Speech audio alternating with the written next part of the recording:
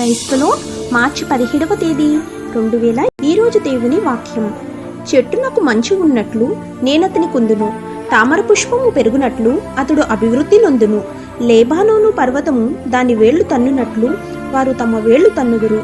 హోషేయ గ్రంథం 14వ అధ్యాయం 5వ వచనం.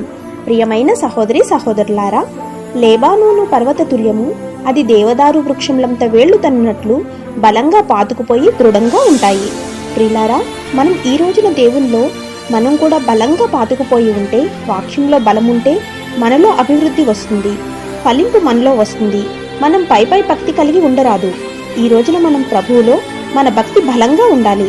అప్పుడే దేవుల్లో మనకు ఫలవంతమైన జీవితం ఉంటుంది. లోకానుసారమైన జీవితం కలిగి ఉంటే మనం పడిపోతాము. అందుకే మనం దేవుల్లో లోతైన జీవితం కలిగి ఉండాలి. ఈ రోజున మనం ఏ స్థితిలో ఉన్నాము? మన పరిస్థితి ఏమిటి? దేవుని రాకడ సమీపంగా ఉంది. దేవునిలో పై జీవితం కాకుండా దేవునిలో బలంగా జీవించాలి. ఆమేన్. God bless you.